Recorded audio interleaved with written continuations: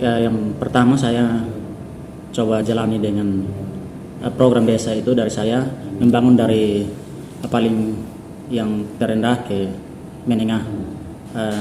Saya pertama memulai itu impian untuk bisa adanya listrik. Kemudian dalam waktu berjalan dalam proses itu tercapai listrik masuk di desa saya. Kemudian itu sudah berhasil dan hal yang berikut yang menjadi impian saya itu soal jalan. Soal jalan itu setiap tahun ada pekerjaan rabat, tetapi karena kondisi itu pada saat hujan dia tetap rusak, sehingga dalam pelaksanaan saya kemarin itu saya buatkan dalam bentuk situ untuk kasih padat jalan dulu, baru bisa ada dalam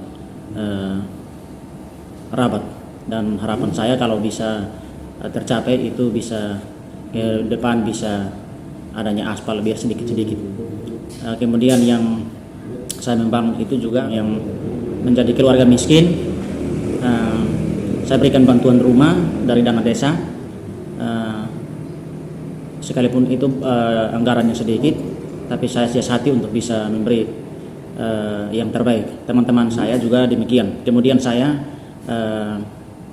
dalam perumahan itu melalui rapat itu harus penerima itu harus punya persiapan dasar seperti ada fondasi atau persiapan kayu dan bahan-bahan yang lain.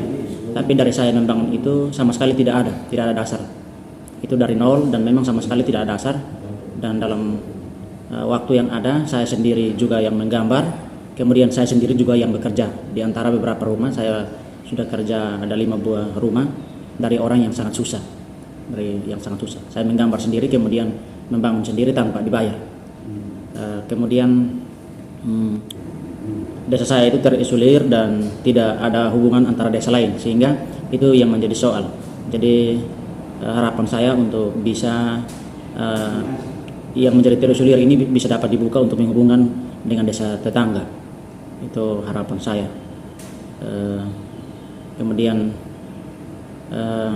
yang menjadi masalah, kami merupakan pintu masuk Angkuang Selatan. Itu masalah satu adalah tidak adanya kenyamanan di desa sebab adanya pencurian ternak dan juga masalah-masalah yang sering terjadi di batas, sehingga harapan saya juga misalkan itu dapat diterima oleh pihak keamanan, saya ada satu pos pemantau atau penjaga di batas di desa saya sendiri. Listrik ini ketika hadir di sana kemudian mengelilingi semua desa dibanding dengan desa saya. Jadi secepatnya saya konsultasi dengan teman-teman dari semua teman, kemudian kami coba dalam pendekatan dan itu dapat diterima. Waktu lalu kemarin ya 1 tahun 2 tahun ini baru ada listrik di desa saya.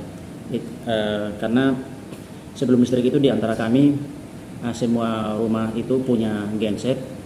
Jadi saya berpikir bagaimana untuk bisa adanya listrik ini. Pertama ketika mereka memulai ada informasi bahwa alasan dari listrik untuk masuk itu karena warga tidak mengizinkan untuk ada dalam penebasan pohon.